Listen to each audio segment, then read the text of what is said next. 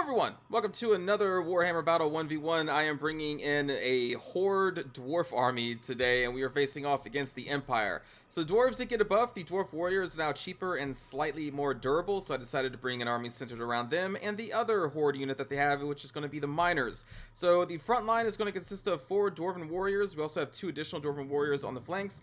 Mixed in between those, we have 2 Thunderers just kind of tucked in there. We have the High King Thorgrim Grudgebearer, a Runesmith, and then a Master Engineer. I did not take his entrenchment ability nor his ballistics calibration. I'm just using him for the buffs and some hero damage because Empire usually brings flying lords, and they did bring a flying Karl Franz, so he's pretty good at shooting down air units. So you can see also he does have this buff which increases the explosion damage of units around him, so those do apply to miners with blasting charges, of which we have the Ekrend miners, the unit of renown. We also have additional 4 miners with blasting charges besides those, 3 in this second line, then 1 back here, then an extra just normal miner because I had enough money left over for that. The only elite unit in our army here is going to be the Grumbling Guard because I just can't bring the dwarves without them because they're just essential. And then we also have 1 dwarf warrior with great weapons back here to deal with cav and great swords. So yeah, this is definitely a Horde army centered around massively supporting the low tier units with Thorgrim's buffs, Runesmith's buffs, and the Master Engineer also applies a 12% weapon damage buff to units around him. So he's still pretty cool.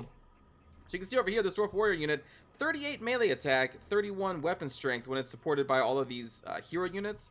And then the Dwarf unit on the flank here, not supported by anything, 22 melee attack and 28 weapon strength. So you can see the difference. Also, the leadership is a huge difference. So, yeah, there you go. So, we are fighting against the Empire here, who has brought 2 Empire Knights, 1 on each flank, a Demigryph Knight. We have 3 Spearmen in a flank and behind situation here. The front line is held by Swordsmen, Great Cannon, 2 Handgunners, Karl Franz, and then I think that is it.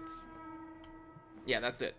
Nice choice, the Handgunners. The Cannon, I'm assuming they thought, maybe I would bring Cannon to fight off against them, but no. No, we're just going to be a charging dwarf angry army for this battle. No cannons for us, no artillery. Just a bunch of angry dwarf warriors marching slowly, very slowly, across the battlefield. So slowly. But they do look pretty cool. You don't see the Master Engineer that much. He does do decent weapon damage. The Great Cannon here, as we have been approaching the enemy army, has taken a few shots at our heroes. I believe they hit the Runesmith once. And there you go. You can see they hit the Master Engineer. I'm going to fast forward this just a little bit as we are slowly approaching the Empire line. I'm going to use this little, whatever this watering hole is, as a cover for my left side here, so I don't have to worry about cav charges coming in from the left. And I think my enemy is going to know that. You can see they are reorganizing their army, just trying to match up with mine, because they're going to pull their Empire Knights from their right over to my right. I believe they do that. Or maybe they just circle around. Okay, never mind. They're just circling around. Alright, so here we are going to get into the range of the enemy handgunners, but that's okay. We are shielded. These are just dwarf warriors. We have many more where those came from.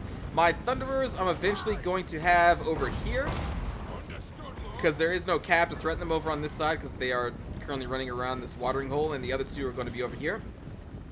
Shoot! See, I'm totally cool taking these handgunner shots. Some of them are being blocked, some of them aren't, but eh. These dwarf warriors know what they signed up for when they joined the army. For the devil's crown. As far as their front line goes, swordsmen, I'm not really concerned with fighting swordsmen. Dwarf warriors, especially buffed by High King Thorgrim and the Runesmith, are more powerful than just your average Imperial swordsman. So here they come. We're going to be charging in. And then we're going to start getting our blasting charges off with our back line of miners, who do very high explosive damage that is pretty damaging to lower armor units like the swordsmen. We will get some friendly fire onto our dwarf warriors, but dwarf warriors have a higher armor, so they do block more of that damage. And also this damage is being buffed by the Master Engineer's explosive buff thing that he has. So you can see we are kind of just destroying the swordsmen with those miners with blasting charge, and the dwarf warriors just holding the line. The knights are going to be coming onto our flank and charging these dwarf warriors over here, along with the Demigryph Knights. To which I'm going to respond by throwing in our dwarf warriors with great weapons. They're not the highest tier anti-armor unit, but it's all I can really afford. Also going to throw our Grumbling Guard over there to deal with the knights as well. 2 Thunderers again are coming over here to flank the enemy army on their right side. as we still continue to throw some miners or some blasting charges out. You can see this miner is just being destroyed by the handgunners, but that is okay. High King Thorgan Grudgebearer, our runesmith, are also going to go in here against Karl Franz, who's been shot up by the Master Engineer this whole time because he's so huge. It's hard to obstruct even the Master Engineer when you have such a huge target. And I've also taken some shots at him with the Thunderers, and then also the Miners with Blasting Charges, just getting so much explosive damage over here. And the Ekron Miners were able to hold the center after the first line of Dwarven Warriors were destroyed by those handgunners. And they have so much ammunition that they've just been throwing Blasting Charges this whole time. Over here on our left, the Knights that circled around the water is going to crash into our backside. But we do still have a Miners with Blasting Charges in reserve, and I believe still other one? Maybe not. I guess that is our reserve unit right there. It's now currently fighting them. You can see our Thunderers are now in a battle against the Handgunners. The Handgunners kind of have the upper hand here, but that's okay. The other Thunderer group is going to start melting these Empire Knights from the flank, and then they're going to start working on the Greatswords that are also mixed in here. Karl Franz is going to come in for another charge against the Ekron Miners, but look at these Ekron Miners attack. 51, and they are armor piercers. Listen, the Renown unit is pretty strong, especially when you buff them up with like 24 melee attack from the High King and a Runesmith who have all their buffs on. Just gotta, like, these guys are little powerful armor piercers. Very cost effective, I think, when you throw them into, like, great swords. The rest of our army is just kind of having this long drawn out fight against the other units' great swords. The Patronian, or I'm sorry, the Empire Knights and the Demigryph Knights are dealing a lot of damage to our Dwarven Warriors over here, but the luckily the Dwarven Warriors' great weapons are not the focus of their attack right now, so they're getting some decent armor piercing damage in. But two of our Dwarf Warriors have fallen. The Grumbling Guard I have moved over to this side of the battle because I'm trying to use their Vigor buff to hit everything that I can, so that everyone fights at full strength. You can see the Thunderers now firing into the Greatswords over here, and they're going to be melting those. Meanwhile, High King Thorgrim is going to lead his Runesmith and the Ekron Miners and some other units up the middle to try and silence this Great Cannon, who has been not being really able to fire throughout most of this because it's been obstructed because dwarves are pretty small and they couldn't fire over the heads of their own units, so that kind of became a weakness of this army. Just because we didn't sit back and try and skirmish with them. And so yeah, we have pushed up the center. All that's left is going to be this handgunner group. We're going to throw, I believe, the Ekron Miners into those, maybe? Two Thunderers just melted those Greatswords and Empire Knights over here. You can see the remaining Empire Knights trying to fight, but the Dwarf Warriors and the Thunderers are just well, the Thunderers are just tanky enough, plus they are decent in melee to the point where they can fight against low-tier Knights like Empire Knights for a little bit. So that's why I brought them, because I wanted them to be able, if they did get caught, I wanted them to be able to fight a little bit longer than like Rangers with great weapons could. Normally I pick Rangers with great weapons because their throwing axes do massive amounts of armor piercing damage and they're just really cool. But in this case, I wanted a very tanky, sturdy army led by High King Thorgan Grudgebearer. And as you can see, the Horde army did overwhelm the forces of the Empire. Maybe it could have been a different fight if they had like 4 great swords. It's possible. The thing is, I had a ton of miners in our back line for that specific reason as well. Because the miners, listen, it's a 2 thing. Blasting charges, high explosive. Hold on. Let's just get to the kill screen so you can look at those. Blasting charges have high, low armor, explosive damage. So they're really good at killing swordsmen and spearmen. But then at the same time, their little pickaxes are armor piercing. And when you support them with, again, 24, I believe, melee attack between these 2 units, then they're going to deal some damage to great swords and be very cost efficient on the trade, and we had so many of them. So that's kind of why I brought them in this build against Empire, because I was expecting at least 4 great swords. Still got 2, and they still did really well. Cannon got 46 kills, which honestly I didn't think it got even that many. Karl Franz landing into the center, I don't think was really expecting the Ekron Miners to do as much damage as they were, along with the High King and the Runesmith. Because you don't really see the Ekron Miners. You don't really see High King Thorgrim Grudgebearer, so you're not really expecting these kind of lower tier troops to actually get a bunch of hits in. But, well, they did. You can see the damage here is mostly kind of just spread out amongst our entire army. Like, every single unit did really well. Ekron Miners, 50 kills, 30 kills in the Grumbling Guard. Thunderers did really well. And then for the Empire player here, Swordsman melted. They just couldn't take the Dwarven Warriors. That's just simple as that. Handgunners got some decent damage. The Empire Knights got some nice flanks, but they just kind of got shut down there. And the Demigryph Knights, I think they only fled because just the morale over the entire army was low, but 85 kills before the very end, which is really great. Very good that they picked the normal Demigryph Knights and not the Halberd version. I see people picking Halberd version of Demigryph Knights even against Dwarf matchups. I think just because they're so used to picking the Halberd version, I'm like, what are you doing? There's literally no reason to bring Halberds against, well, Demigryph Knights with Halberds against Dwarves. Like, you definitely want this unit, and it did nice damage. So yeah, good game to my enemy. Actually, that's right. This person didn't have a name. So, good game to no name here. Well played. Let's take a look real briefly at these guys. Yeah, here's the army right here. You have 1 gold left with this setup. The Dwarven Horde army. So I had to make some cutbacks here. So we have no Foe Seeker or Deadly Onslaught. Foe Seeker is not a huge deal because we have the Grumbling Guard to buff our Vigor, so we don't need to rely on that. The speed is still nice, but I got rid of that. Then, there you go. There's the buffs we took over here. So we have, where is it? +8 melee attack and +4 leadership with this. And then the High King, with the High King ability, as long as leadership is higher than 50%, applies another 8 melee attack, charge bonus, weapon and all that good stuff. And then on top of that, you can also bring the Great Book of Grudges, which gives an additional +8 to 45 meter area, which is why with these two together, you have a +24 melee attack in a 45 meter area around these two if they're together. And that's pretty strong, especially when, you know, you have these miners who only have a 18 melee attack, but then let's pump them up by +24, and so then these become, again, very cost-efficient armor piercers against greatsword units. And again, and their miners with blasting charges are so good at shredding the lower tier infantry as well. So I really like this build, especially against Empire. I think it can counter both the low armor units and the high armor units. And then the Master Engineer got a lot of decent damage. I didn't really show it off too much, but he was continually just peppering Karl Franz with his very high missile piercing damage. A lot of times this guy gets obstructed, but against the Empire, it's pretty safe to assume they're going to take flying units who are going to be very large, so they usually get their shots off if you target the flyers. Or you can whip around the flank and shoot into the sides of units if you want to. But yeah, so I just want to kind of point that out, that these two together, really solid duo to buff your Horde army here.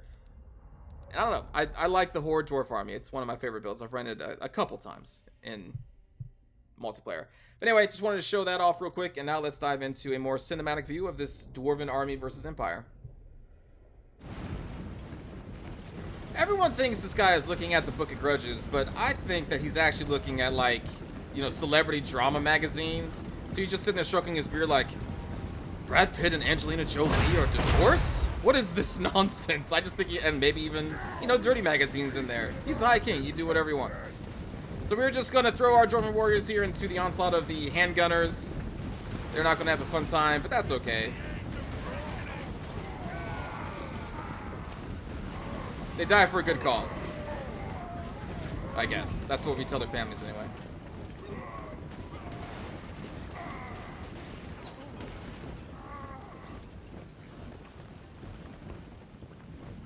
And then we're going to hold here because the Empire was going to charge us, and we want them to charge into the blasting charges, which you're about to see.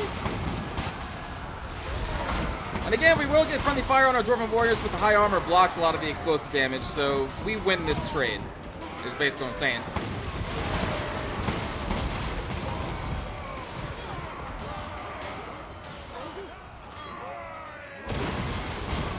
And Karl Franz, man, he just gets blasted.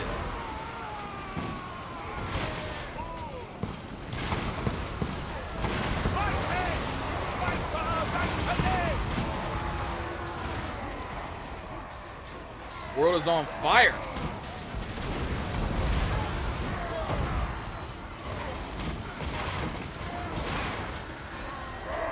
So again, these guys have what, like 51 melee attack against Karl Franz? Yeah. He's pretty sturdy, but his attack stats and defense stats are lowered while on a Griffin. So yeah, he's taking a lot of hits here. And a lot of sap charges to the face. Oh my god, he's on fire. And again, this whole time, you see my Master Engineer over here?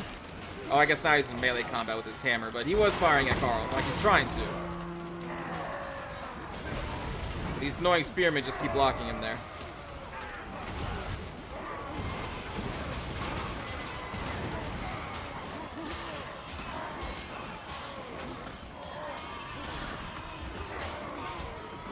Just had to keep these guys busy to allow time for our, what the hell?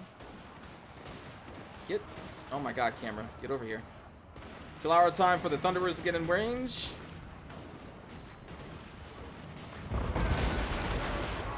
And then just plow them down.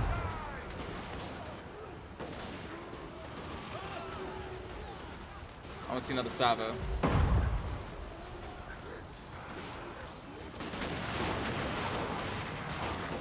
I was hoping to see just like 20 knights just fall. That didn't happen. And here we go. We have broke through the middle. Master Engineer is still should be shooting Carl. Where is the Master Engineer? Ah, he's somewhere.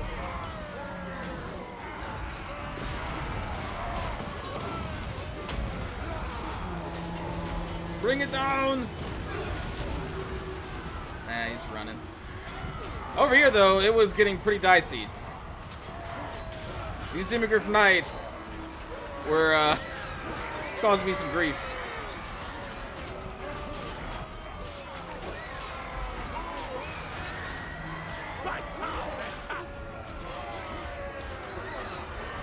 And I'm guessing this player brought the Spearmen because they do have a higher melee defense than the Swordsmen, so they just wanted them to hold the flanks, is what I'm guessing.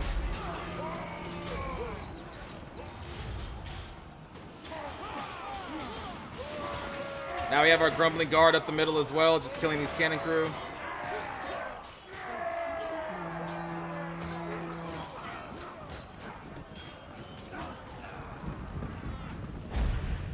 And that's it.